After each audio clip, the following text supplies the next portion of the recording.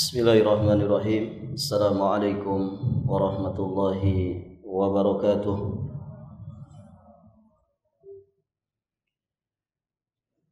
Alhamdulillah hamdan yaliqu bi jalalihi wa 'azimi sultanihi.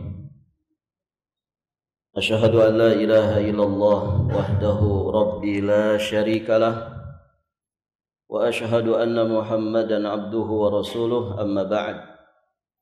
Allahumma inna nas'aluka ilman nafi'an wa na'udzu bika min ilmin la yanfa'.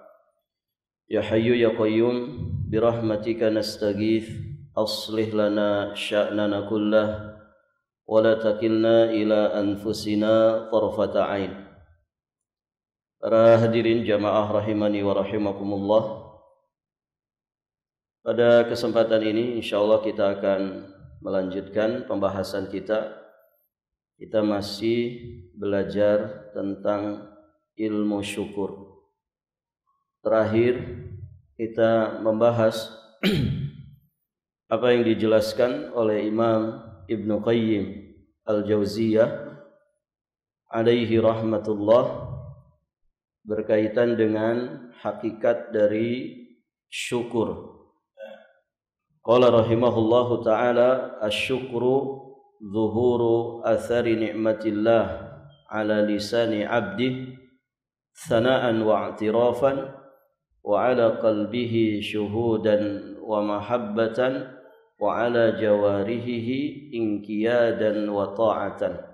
Syukur itu adalah menunjukkan adanya nikmat Allah pada dirinya dengan melalui lisan, yakni berupa pujian dan juga mengucapkan kesadaran diri bahwa dia telah diberi nikmat oleh Allah Subhanahu wa taala. Tsana itu pujian, i'tiraf pengakuan, kesadaran yang penuh bahwa Allah lah yang memberikan nikmat kepada dirinya. Wa ala qalbih, juga dengan melalui hatinya, syuhudan wa mahabbatan, berupa persaksian dan juga kecintaan kepada Allah Subhanahu wa taala. Kemudian wa ala jawarihihi inqiyadan wa ta'atan, juga melalui anggota badannya berupa kepatuhan dan ketaatan kepada Allah Subhanahu wa taala. Dari definisi ini atau dari penjelasan tentang hakikat syukur ini, para ulama kemudian menegaskan bahwa syukur itu meliputi 3 rukun. Syukur itu meliputi 3 rukun. Yang pertama, al-i'tirafu bil qalbi. Yang pertama adalah syukur dengan hati, yakni mengakui nikmat Allah Subhanahu wa taala di dalam hati, bahwa nikmat itu semuanya berasal dan bersumber dari Allah Subhanahu wa taala. Baik para jamaah, ini rukun yang sangat penting, karena rukun ini juga sering diabaikan oleh manusia. Baik. Jadi rukun pertama adalah al-i'tiraf bil qalbi, mengakui dalam hati. Nah, para ulama menegaskan agar seseorang itu bisa i'tiraf, mengakui dengan hatinya bahwa suatu nikmat itu berasal bersumber dari Allah, maka dia harus mengetahui 2 hal. Harus ma'rifat terhadap 2 hal. Yang pertama, ma'rifatun ni'mah. Ma'rifatun ni'mah, yakni mengenal nikmat. Bagaimana orang itu mau mensyukuri sebuah nikmat kalau dia tidak kenal nikmat itu? Sehingga untuk mengakuinya dengan hati, Maka orang itu harus mengenal dulu tentang nikmat. Inilah tahapan pertama untuk kita bisa bersyukur dengan hati. Jika kita tidak mengetahui sesuatu itu sebagai nikmat, maka bagaimana kita bisa mensyukurinya? Di tahapan ini saja, hadirin jamaah yang dirahmati Allah, banyak orang yang kemudian melalaikannya. Banyak orang tidak paham tentang nikmat. Banyak orang tidak mengenal nikmat. Taib, para jamaah yang dirahmati Allah. Sehingga banyak orang yang menyadari sesuatu itu nikmat ketika dia sudah kehilangan sesuatu itu. Di saat ada, di saat berlimpah, jarang mungkin orang yang mengakuinya sebagai nikmat, apalagi mensyukurinya.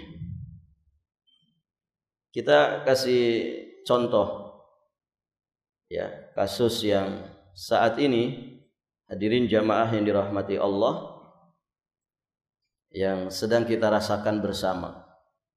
Apa itu? Kehilangan BBM, begitu ya. Orang semuanya riweh, orang semuanya kesusahan, begitu. Jadi luar biasa para jamaah. 1 liter dihargai 50.000, dia beli. Artinya apa? Dia rasakan betapa nikmatnya 1 liter bensin BBM ini.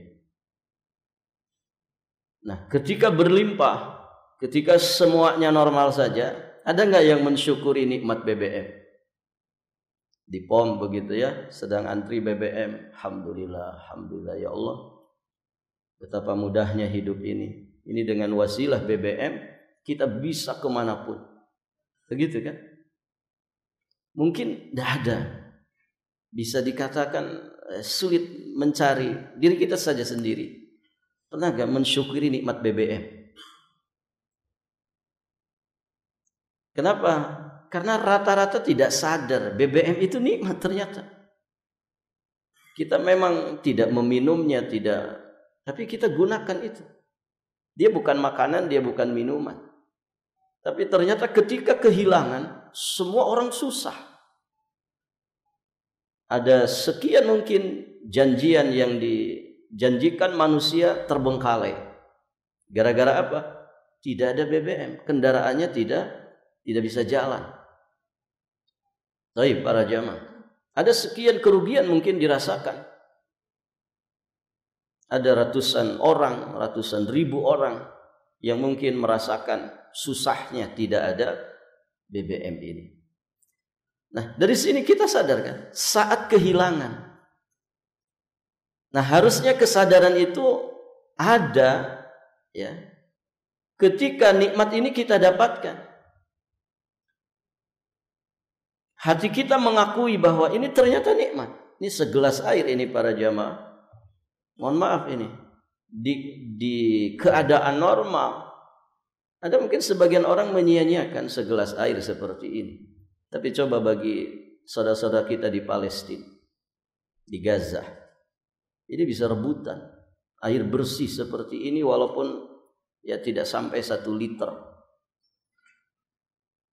Nah, para jamaah, mengenal nikmat itu jangan saat kehilangan. Kita baru kenal nikmat, sesuatu itu ternyata nikmat ketika kita kehilangan, rugi kita. Artinya berarti selama ini keberadaannya tidak kita akui sebagai nikmat. Nah, kalau kita resapi bersama di poin ini saja, barakallahu fikum, banyak yang kemudian kita sudah lalai, sudah terkena begitu ya. Artinya selama ini syukur kita bagaimana? Baik para jamaah, kita kasih contoh apa yang sering diperingatkan oleh Nabi SAW. Kata Nabi di di riwayat Imam Al-Bukhari diterima dari jalan sahabat yang mulia Abdullah bin Abbas radhiyallahu taala anhuma, nikmatani magbunun fihima katsirun minan nas, as-sihhatu wal faragh. Dua nikmat yang kebanyakan manusia tertipu karenanya. Apa itu? Yakni nikmat sehat dan nikmat faragh, waktu yang luang. Di sini Nabi memperingatkan kita, para hadirin, banyak manusia yang magbun. Magbun itu tertipu. Mereka lalai terhadap dua nikmat ini. Sebagaimana yang dijelaskan oleh Imam Ibnu Battal rahimahullahu taala, bahwa kalimat kebanyakan manusia magbun fihima katsir minan nas, kebanyakan manusia tertipu dengan dua nikmat ini merujuk kepada masih sedikitnya, kata beliau, jumlah manusia yang menyadari akan kedua nikmat Allah tersebut. Ini loh nikmat besar sejatinya, as-sihhatu wal faragh. Orang bisa menghabiskan harta yang dia kumpulkan puluhan tahun hanya untuk membeli yang namanya kesehatan. Bisa dikuras hartanya demi sehat. Waktu luang juga demikian. Nah, keseringan manusia menyadari tentang dua nikmat ini saat kehilangan. Saat sudah sibuk, baru dia merasakan nikmatnya waktu luang. Saat dia terjatuh sakit, baru dia menyadari betapa nikmatnya kesehatan. Maka hadirin jamaah yang dirahmati Allah, kenali nikmat, bahwa sesuatu itu adalah nikmat. Kesehatan sejatinya adalah nikmat. Waktu luang itu adalah nikmat. Keduanya bahkan dikatakan oleh para ulama menjadi modal yang harus dimanfaatkan untuk kita taat kepada Allah Subhanahu wa taala, sehingga kita memperoleh yang namanya keuntungan di dunia dan juga di akhirat nanti. Nah, ini satu contoh bagaimana Nabi sallallahu alaihi wasallam memperingatkan kita tentang dua nikmat yang sering dilalaikan dan menjadikan manusia tertipu. Itu semua disebabkan karena mereka tidak menyadari bahwa dua perkara ini adalah nikmat. Jadi ini yang pertama, tahapan pertama untuk kita mengakui, menyadari bahwa sesuatu itu adalah nikmat yang berasal dari Allah Subhanahu wa taala, kita akui dengan hati, adalah ma'rifatun nikmah. Kita kenal dulu bahwa sesuatu itu adalah nikmat. Baik para jamaah, kita sudah membahas ya di pembahasan yang lalu bagaimana orang-orang yang mulia semisal Nabiullah Ibrahim, Nabi Nuh alaihi salam, yang kemudian ditegaskan oleh Allah di antara sifat mereka itu adalah syakiran li an'umih. Syakiran li an'umih. Ya, kemudian Nabiullah Nuh alaihi salam ya dikatakan abdan syakura, hamba yang pandai bersyukur. Ternyata ketika dijelaskan oleh para ulama, mereka berdua ini orang-orang yang mensyukuri nikmat-nikmat kecil, nikmat-nikmat yang sering diremehkan oleh manusia. Kalau yang kecilnya saja disyukuri, bagaimana lagi yang besarnya? Nah, itu hadirin. Artinya harus kenal bahwa sesuatu itu nikmat. Dan para jamaah yang dirahmati Allah, mengenal tentang nikmat ya sejatinya apa yang ada pada diri kita. Wa fi anfusikum afala tubsirun. Dari seujung rambut kita sampai seujung kaki, ini kan semuanya nikmat dari Allah. Semuanya nikmat dari Allah Subhanahu wa taala, yang semuanya sejatinya wajib disyukuri. Baik para jamaah, punya rambut itu nikmat, kan begitu. Antum punya alis, nikmat. Dan masya Allah, alis ini dari dulu rambutnya segitu-gitu saja. Alis itu kan termasuk rambut yang tidak tumbuh. Coba antum bayangkan kalau rambut alis itu tumbuhnya kayak rambut di atas kepala. Jadi ada cukur rambut, ada cukur alis. Bulu hidung, coba antum bayangin. Kalau dia numbuh seperti rambut di kepala, kebayang kayak apa? Itu semuanya kan nikmat. Di wajah kita saja ada sekian banyak nikmat Allah. Dan ini harus dikenali. Harus kenal bahwa ini ada nikmat dari Allah Subhanahu wa taala. Kemudian para jamaah yang dirahmati Allah. Yang kedua, untuk kita ya bisa mensyukuri nikmat Allah Subhanahu wa taala, ya mengakui nikmat dengan hati kita adalah ma'rifatul mun'im. Mengenal al-mun'im. Al-mun'im yakni pemberi nikmat. Siapa pemberi nikmat itu? Allah Azza wa Jalla. Ini tahapan kedua untuk bisa bersyukur dengan hati kita. Kita makrifat kepada Allah sebagai mun'im, zat yang maha memberikan nikmat.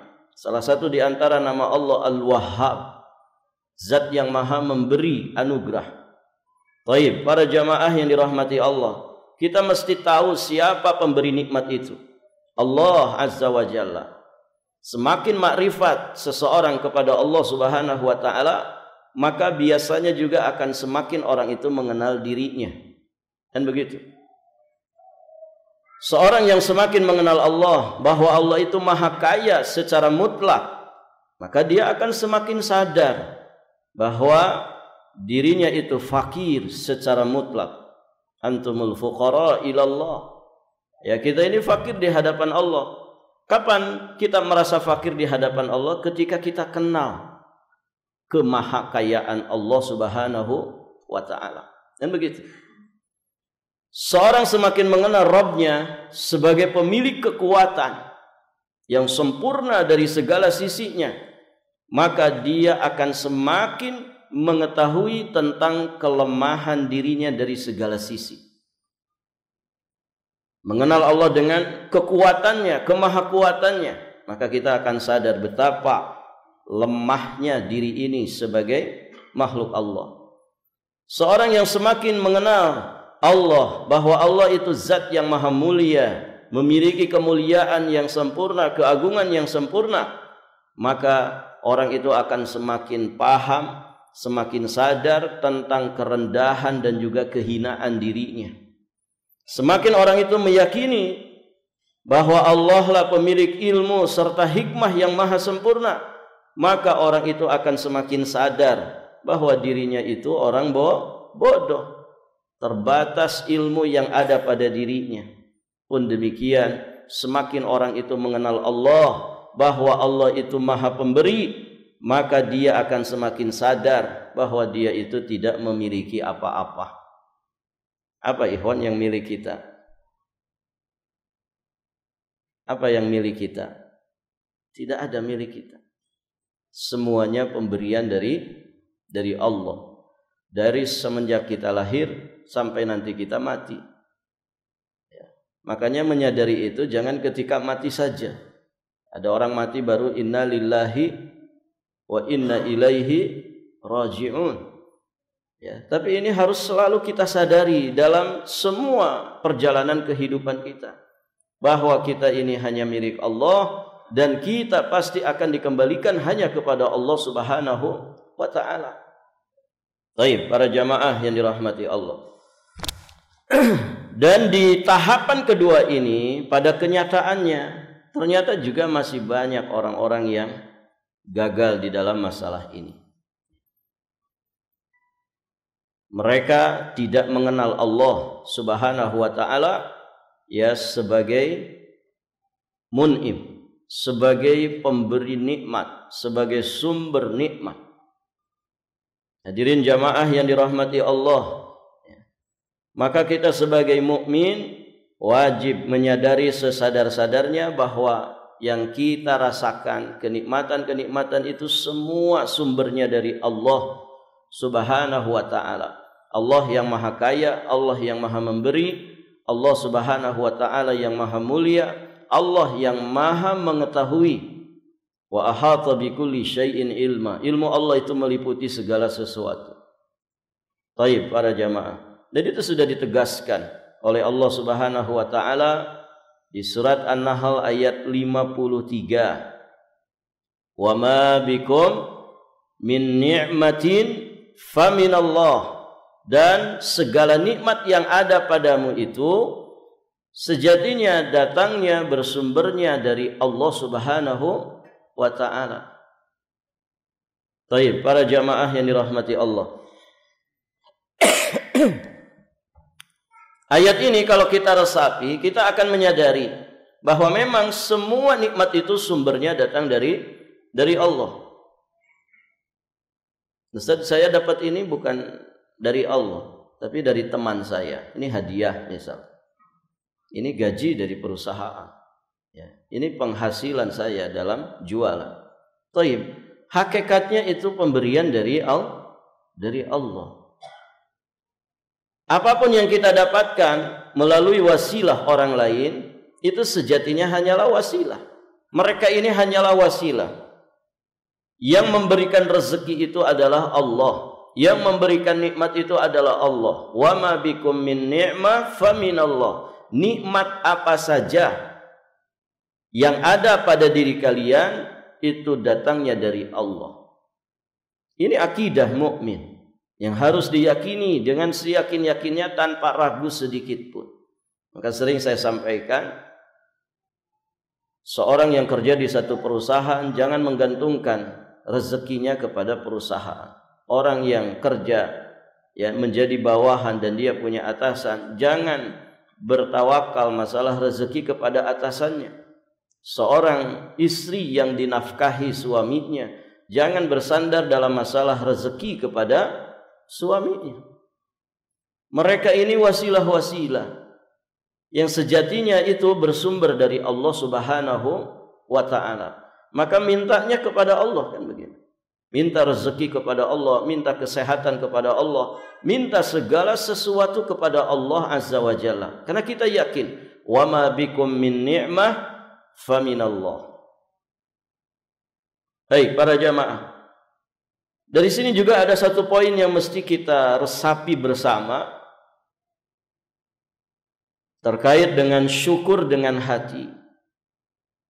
Karena hati itu yang paling susah dijaga, para jamaah. Yang paling berat untuk kita jaga kelurusannya, keikhlasannya, keistiqomahannya. Hati itu kan sifatnya yataqallab, makanya disebut qalbun. Dia sering berbolak-balik. Nabi sampai menggambarkan ada orang di pagi hari beriman, sore harinya sudah kufur. Ada orang yang di sore hari beriman, pagi harinya sudah kufur. Ini hati ini bisa berbolak-balik. Kadang begini, kadang begitu. Maka ketika orang harus bersyukur kepada Allah Subhanahu wa taala dengan hatinya, maka dia harus berusaha menjaga hatinya supaya tetap mengakui bahwa semua nikmat yang dia rasakan, semua nikmat yang ada pada dirinya itu hanya bersumber dari Allah. Jadi kalau kita mendapatkan sesuatu dari nikmat, sebelum segala sesuatunya diucapkan, sebelum segala sesuatunya terbesit di hati, maka para jamaah yang dirahmati Allah, seorang mukmin muwahhid, seorang mukmin yang mukhlis, dia pasti akan menyandarkan nikmat itu kepada Allah. Apa yang dia katakan? Alhamdulillah. Segala puji hanya milik Allah. Ya. Hadza min fadli Rabbi. Begitu kan? Ya, kalimatnya orang-orang yang terdidik. Hadza min fadli Rabbi. Ini adalah fadl. Ini adalah karunia, keutamaan, keistimewaan dari Rabbku. Baik, hadirin jamaah yang dirahmati Allah. Maka ini poin penting. Ya, bagaimana menjaga hati untuk mengakui nikmat Allah Subhanahu wa taala sehingga kita bisa mensyukurinya dengan hati. Apa itu para jamaah? Jangan merasa bahwa kita ini pantas mendapatkan nikmat. Ini tidak mudah. Ya, karena banyak orang yang ya pantas saja sih kalau saya dapat gaji sekian. Saya loh sekolahnya S3 begitu kan. Saya loh pengalaman di bidang ini sudah puluhan tahun. Ya, pantas lah saya dapat gaji segini. Baik para jamaah, ini kan begitu mudah. Begitu mudah terjadi pada diri kita merasa bahwa kita pantas mendapatkan suatu nikmat. Ini poin yang juga harus diperhatikan terkait dengan syukur hati. Para jamaah yang dirahmati Allah, jika seseorang itu sudah merasa bahwa dia pantas mendapatkan kenikmatan tersebut, seringnya orang itu terjatuh ke dalam apa? Kalau kita merasa ya pantas saja sih saya begini. Apa? Dia terjatuh dalam apa itu? Rawan sekali terjatuh ke dalam ujub. Ujub itu kan kerjaannya hati. Ujub. Nah, kalau orang sudah ujub, para hadirin jamaah yang dirahmati Allah, berarti hatinya tidak bersyukur kepada Allah. Ujub itu berbangga dengan dirinya sendiri. Berbangga dengan kemampuan yang ada pada dirinya. Apapun itu. Terkait dengan kemampuan duniawiyah, terkait dengan ilmu, terkait dengan pengalaman, terkait dengan bisnis, terkait dengan apapun. Nah, ini hati-hati sekali hadirin jamaah yang dirahmati Allah. Kalau orang merasa bahwa saya pantas loh mendapatkan nikmat ini. Ini yang sering kali menjatuhkan orang ke dalam ujub. Ujub yang ada di dalam hati sejatinya berarti hati ini belum bersyukur, hati ini belum iktiraf atas nikmat dari Allah Subhanahu wa ta'ala. Sedangkan ini rukun pertama, kita belum bahas rukun kedua. Al-i'tirafu bil qalbi, mengakui dalam hati bahwa sumber nikmat itu hanya datang dari Allah, karunia dari Allah Subhanahu wa ta'ala. Kenapa hadirin? Kita jangan merasa pantas mendapatkan suatu nikmat. Kenapa? Coba kita renungkan bersama.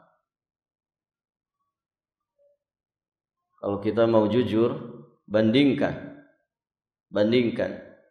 kesolehan kita dengan nikmat Allah yang begitu mengalir deras kepada diri kita. Coba bandingkan. Kira-kira banyak mana? Banyak ibadah kita ataukah banyak nikmat Allah? Yang mana ini? Untuk mendeteksi diri kita. Apa iya kita itu pantas mendapatkan suatu nikmat? Ini dalam rangka muhasabah. Apa iya kita merasa pantas mendapatkan nikmat yang ternyata ujungnya juga menjadikan kita ujub?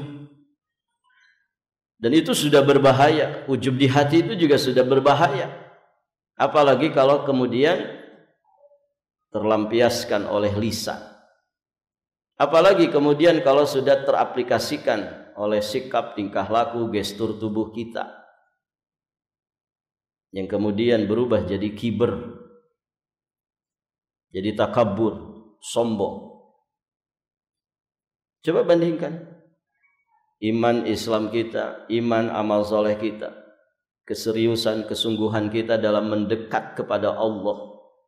Coba bandingkan dengan apa? Dengan nikmat Allah. Kira-kira banyak mana? Banyak nikmat Allah.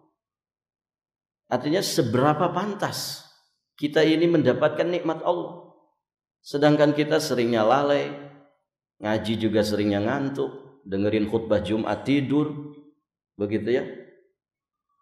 Tidak ada satupun kebaikan yang kita lakukan, melainkan selalu Allah hadapkan, selalu Allah ujikan ria dan sum'ahnya, yang kita sering terseret ke situ. Ya. Kadang tahadduts bin nikmah dengan riya dan sum'ah bedanya tipis banget. Dan semua itu sejatinya harus kita sadari. Begitu kan? Kalau kita mau jujur membandingkan nikmat Allah Subhanahu wa taala yang Allah berikan kepada kita dengan kesungguhan kita dalam beribadah, maka para hadirin jamaah yang dirahmati Allah, coba renungkan di sini. Jadi kepantasannya itu dari sisi apa, begitu kan? Kepantasannya dari sisi mana? Sedangkan Allah terus-menerus mengalirkan nikmatnya, mencurahkan nikmatnya kepada kita. Saat kita lengah, saat kita lalai, bahkan na'udzubillah, saat mungkin kita sedang berdosa, nikmat Allah itu tetap saja mengalir begitu deras. Bahkan kita saksikan ada orang semakin jahat, semakin zalim, semakin dia mendapatkan limpahan curahan dunia, seolah-olah dunia dibentangkan untuk dirinya. Taib, hadirin jamaah yang dirahmati Allah, malu rasanya kepada Allah ya jika kita itu merasa pantas dengan nikmat-nikmat Allah yang tak terhitung dan tak terhingga jumlahnya. Taib, para hadirin jamaah yang dirahmati Allah, kita akan sebutkan ya beberapa dalil bagaimana orang-orang yang kufur, orang-orang yang tidak baik perjalanan hidupnya, ternyata model-modelnya begitu, Pak. Selalu merasa pantas, ya siapa dulu saya. Begitulah bahasa. Kita sebutkan, hadirin jamaah yang dirahmati Allah, di surat Fussilat ayat ke-50. Allah Subhanahu wa taala berfirman, "Wala in adzaqnahu rahmatan minna ba'da dharra'a massathu la yaqulanna hadza li wa ma adhunnu as-sa'ata qa'imatan wa la irji'tu ila rabbi inna li indahu lal husna falanunabbi'anna alladhina kafaru bima amilu wa lanudhiqannahum min adzabin ghalidh." Dan jika kami berikan kepadanya suatu rahmat dari kami setelah ditimpa dharra, setelah ditimpa kesusahan, pastilah dia berkata, hadza li, ini adalah hakku, ini adalah milikku, dan aku tidak yakin bahwa kiamat itu akan terjadi. Dia meragukan ya tentang kiamat. Dan jika aku dikembalikan kepada Tuhanku, lihat bagaimana kesombongannya, sesungguhnya aku akan memperoleh kebaikan di sisinya. Maka sungguh akan kami beritahukan kepada orang-orang kafir tentang apa yang telah mereka kerjakan, dan sungguh akan kami timpakan kepada mereka azab yang berat. Ngeri ini para jamaah. Mereka kalau mendapatkan kelapangan, kesenangan setelah mereka sebelumnya susah, mereka lupa sama Allah sebagai mun'im, sebagai zat yang maha memberikan nikmat, sebagai al-wahhab. Taib, hadirin jamaah yang dirahmati Allah, mereka justru malah menyandarkan nikmat itu kepada dirinya. Hadzali, ini hakku. Kata sahabat yang mulia Abdullah bin Abbas ketika menafsirkan ayat ini, yuridu min indi, yang dia maksudkan itu adalah ini dari sisiku sendiri. Dia lupa sama Allah sebagai mun'im, pemberi nikmat. Imam Mujahid rahimahullahu ta'ala juga menjelaskan tentang ayat ini, hadza bi amali wa ana mahkukun bihi, ini adalah hakku, yakni rahmat ini adalah karena jerih payahku dan aku berhak mendapatkannya. Nasallallahu as-salamah wal afiyah. Ini orang-orang semacam ini ya akhirnya kemudian meragukan tentang kehidupan setelah kematian. Bahkan dia barakallahu fikum berbuat buruk tapi kemudian merasa akan selamat di kehidupan akhirat. Dan ini karakternya orang-orang kafir, karakternya orang-orang munafik. Mereka menggabungkan dua perkara, yakni apa? Keburukan dengan rasa aman dari azab. Beda dengan mukmin. Mukmin itu menggabungkan juga dua perkara. Apa itu? Mereka sungguh-sungguh di dalam berbuat kebaikan, kemudian mereka khawatir kebaikannya itu tidak diterima di sisi Allah. Mereka tidak merasa aman dari azab Allah.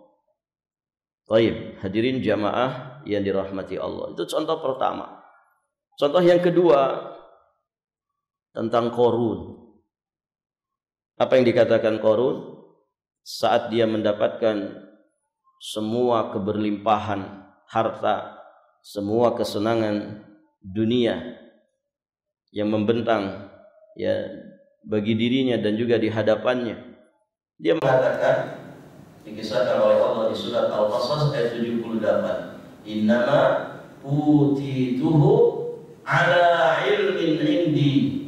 Kata Qarun, sesungguhnya aku diberi harta itu semata-mata karena ilmu yang ada pada diriku.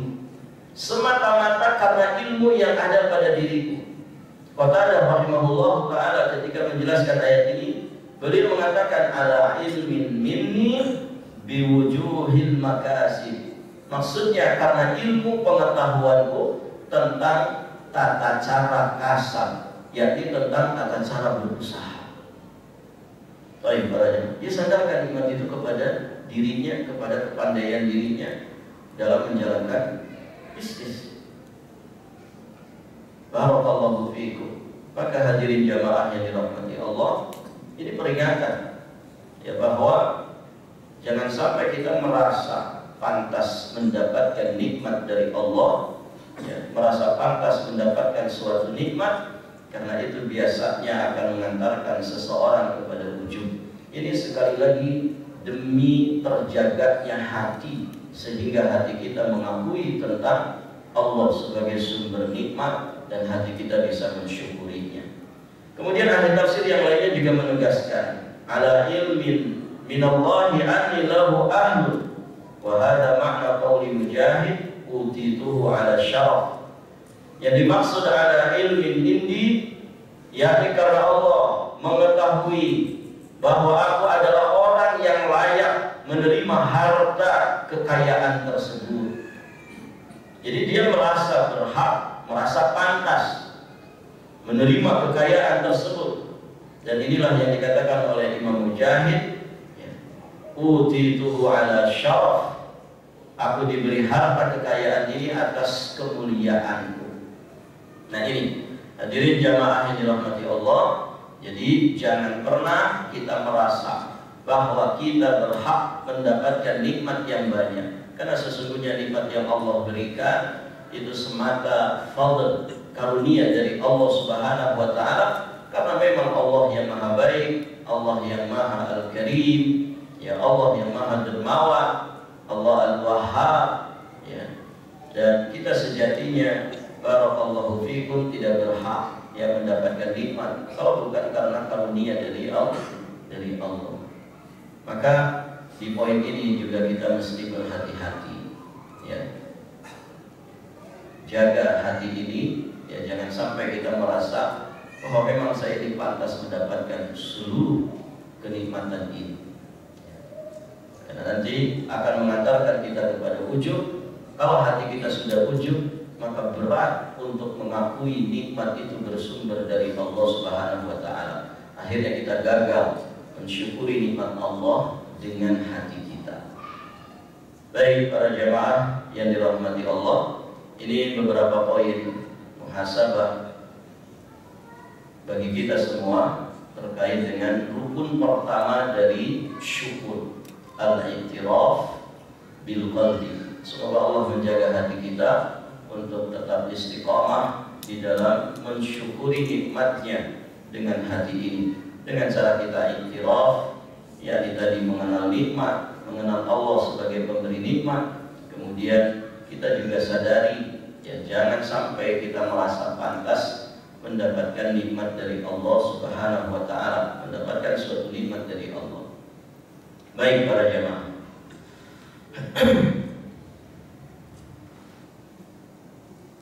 tadinya mau lanjut ke rukun kedua, namun sudah dekat waktunya. Kita sebutkan saja sampai di sini. Masih ada rukun kedua, kemudian rukun ketiga. Habis itu baru nanti kita masuk di pembahasan bab dari kitab Tauhid. Barakallahu fiikum. Sampai di sini pelajaran kita, semoga apa yang kita bahas menjadi ilmu nafi bagi kita semua, dan semoga dengan belajar ilmu syukur ini kita semakin menjadi hamba Allah yang pandai bersyukur. Ya, karena sejatinya tidak ada celah bagi kita untuk tidak bersyukur kepada Allah. Sebagaimana nikmat Allah itu selalu datang bertubi-tubi, ya, Allah anugerahkan kepada kita, maka syukurnya pun demikian. Barakallahu fikum. Akhir da'wana alhamdulillahi rabbil alamin. Subhanallahumma bihamdik, asyhadu an la ilaha illa anta, astaghfiruka wa atubu ilaik. Assalamualaikum warahmatullahi wabarakatuh.